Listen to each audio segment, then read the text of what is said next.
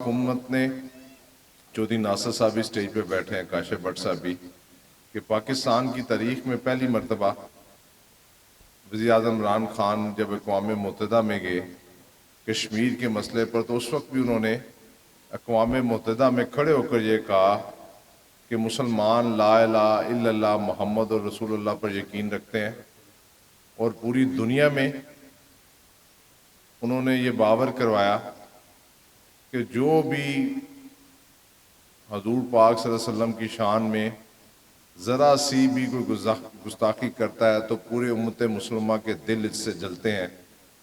اور جس طریقے سے اس حکومت نے فرانس کے خلاف پوری دنیا میں آواز بلند کی، وزیر اعظم عمران خان نے پوری دنیا کے جو مسلمان ہمارے رہنما ہیں، ہمارے لیڈر ہیں، ان کو خط لکھا۔ اور یہ وقت ہے کیونکہ پاکستان ایک پوری دنیا میں سمجھتا ہوں ایک ایسا ملک ہے، اسلامی جمہوریہ ملک ہے جو اسلام کا قلعہ ہے، اور جتنے بھی اسلامی ممالک ہیں جب بھی ان کے اوپر کوئی مسئلے مسائل ہوتے ہیں وہ یہ سمجھتے ہیں پاکستان ایک ایسا مسلم ملک ہے جو پوری دنیا میں ہونے والے مسلمانوں پر ظلم ستم ہے اس کے خلاف آواز بلند کرتا ہے۔ اور فرانس کے اس گستاخانہ خاکوں کے خلاف پوری دنیا کے مسلمان تو سڑکوں پر ہیں ہی ہیں، لیکن پورے پاکستان کے مسلمان بھی جس محبت اور عقیدت کا اظہار حضور نبی پاک صلی اللہ علیہ وسلم کے ساتھ کر رہے ہیں اور فرانس کے ساتھ جس نفرت کا اظہار کر رہے ہیں، آپ نے دیکھا کہ وہ مسلمان یہ چیزیں برداشت ہی نہیں کر سکتا، کیونکہ ہم سب جو غلام ہیں نبی کے غلام ہیں، اور حضور کی شان میں ذرا سے بھی گستاخی ہمیں قبول نہیں ہے۔ اور ہم یہ سمجھتے ہیں کہ یہ اسمبلی میں بھی مشترکہ قرارداد پاس ہوئی، میں بھی آج اس اتنے بڑے پنڈال میں تقاضا کرتا ہوں کہ فرانس کے سفیر کو پاکستان سے بے دخل کرنا چاہیے۔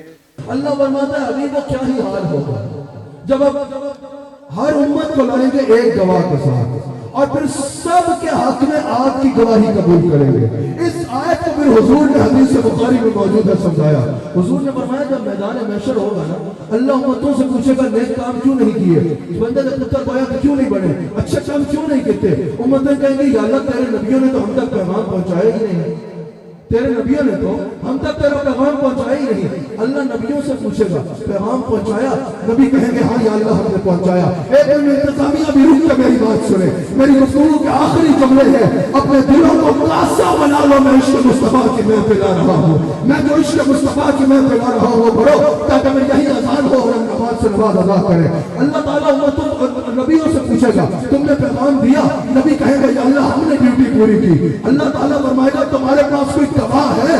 سب نبی یک زبان ہو کے کہیں گے یا اللہ تیرے حبیب اور ان کی امت ہماری گواہ ہے، صاحب امت تو حبیب کے بتانے سے ہے۔ سب نبی کہیں گے یا اللہ تیرے حبیب ہمارے گواہ ہے، اور بخاری میں حدیث موجود ہے حضور فرماتے ہیں میں گواہی دوں گا سب نبیوں کے حق میں میری گواہی قبول ہوگی۔ میرا گیاسدین دے اسد شیران دے شاہ منافقین دی منافقت ساہرہ دے ساہرہ قسم دی بری نظر تو محفوظ رہا۔ صوبان صاحب کی حفاظت فرما، عیدگاہ کی حفاظت فرما، عیدگاہ کی جسمانی اور روحانی اولاد کی حفاظت فرما۔ اے کریم جتنے حاضر ہیں سب کے اپنے فضل و کرم کی بارش نازل فرما، دین اور دنیا کی کامیابی عطا فرما۔ اے کریم